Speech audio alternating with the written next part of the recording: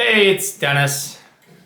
Today, we're going to talk about fear.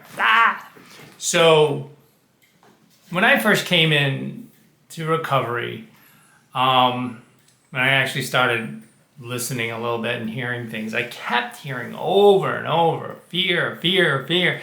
And I never really thought of myself as a very fearful person. I just never...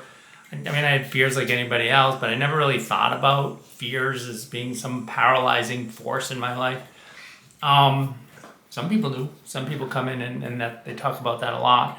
But I didn't, and I was kind of confused by it until I started thinking about there was some fears that I had, two really, really big fears that I had. The first one was running out or not having enough. That scared me a lot. That was a daily thing that I had to deal with just to make sure that there was enough supply laid in, right, to get me through the night, get me through the day. I had to make sure of that. Not having that scared me to death. So I had to make sure there was enough. Actually, there was never enough. There was sometimes more than enough was enough. But I needed more than enough all the time. And an alcoholic and addict understands what I just said there. Most people would say, what is he talking about? More than enough had to be the way I would go through it. But still that fear of not having it was horrifying. And I'll tell you, I'm sure many people experienced this when your stash was found out and they poured it down the drain right in front of you, or flushed whatever it is down the toilet right in front of you. Oh my God, that feeling, you're sinking inside, you're dying inside. What are you gonna do? What are you gonna do? Even though you're gonna pretend like, oh, I didn't really want that anyway. But inside you're like, oh my God, what am I gonna do? That was a fear. So those fears were real fears that I actually came to realize, but there was even a bigger fear that I dealt with. That fear, that was a terrifying fear, which was to go through life without alcohol or drugs. To go through life sober, without drinking at all. That's what, most recovery is zero, none, nothing. And that really terrified me. And I couldn't even comprehend how I could do that. And that's true of so many people who can't contemplate sobriety because of that big giant fear. So those are two very active fears that I actually could acknowledge were going on, at least internally. I might not be telling everybody that's what I was afraid of, but these are two really big fears. I was so afraid of getting sober, so afraid of trying to get through life without. It was just an unthinkable situation. I didn't think I could do it. And most of the time I wasn't even sure I wanted to do it, at least not 24/7. So those were the two really big fears that had to be dealt with in early sobriety, and getting over, accommodating them somehow, and realizing, let's try this and see how it works. Because usually the fear is far worse than the actual thing that you're afraid of, if that makes sense. So the fear of whatever it is the worst part, but the actual thing, like, say you're afraid of going up escalators. Going up the escalator's not as bad as the fear of going up the escalator. Anyway, so next thing about this is the other fear that you will come in contact with when you get sober. And this is another big thing that I know someone personally who, I've lost touch with her over the years, but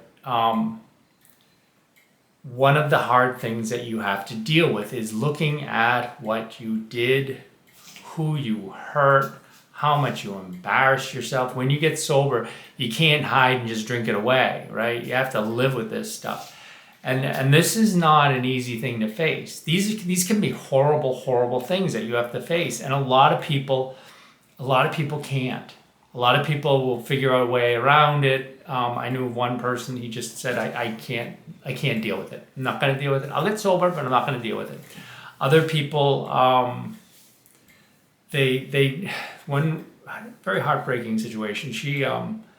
She drank through her pregnancy. Thank God the child wasn't affected. But she did very selfish, horrible. She was just a terrible, terrible person when she drank.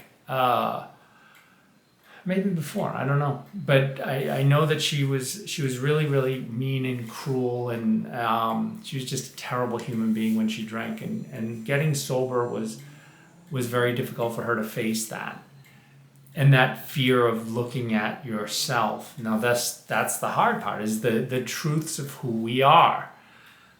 It's scary. It's terrifying to really think about it, right? I had so many things that I did and hurt, and I thank God, everybody who's hearing me that knows what I'm saying, I thank God I didn't hurt anybody while I was driving. Back then I did drive drunk quite a bit because I was drunk, most of the time. But I never hurt anybody, thank God. Thank God. I didn't even get into an accident. But anyway, that's just because I had, the grace of God was with me or whatever. But not everybody was that lucky. A lot of people did hurt people, and sometimes their own family members, and it's just a horrible situation. But anyway, so these things are what we have to look at, and it's very, very difficult to deal with these things. And so here's the important thing to know.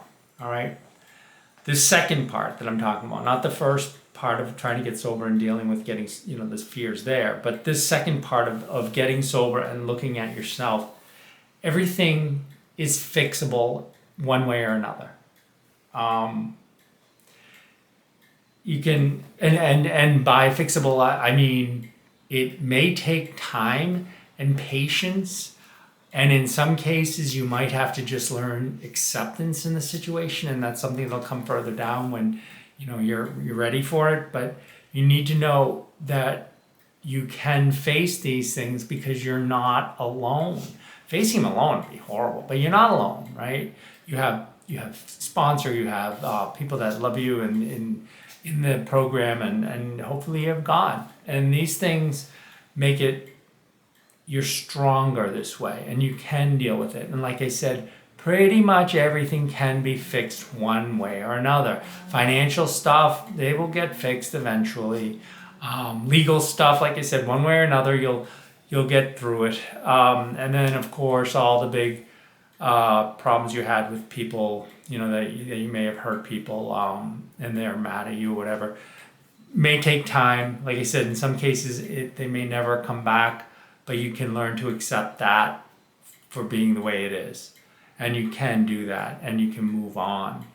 So fear is a really big thing, because the other reason why it always comes up is because a lot of people, the presumption is that you drank because you were afraid of life, you were afraid of people, you were afraid of all sorts of stuff, and drinking sort of took those fears away. And there's that too, so that's really important. And you don't have that anymore. But that goes back to the being afraid of getting sober, right? So you have to understand a lot of these fears. You're never going to be without fears, because we're built that way, right? You got to be afraid of something. But a lot of these fears, these big things that came from drinking, I promise you, will get better if you just stay with it. I promise you that the fear of looking at yourself and having such a bad opinion of yourself because of what you did, these things will get better. Again, you don't have to be alone. You don't have to face this alone. And it all can be fixed. Thanks.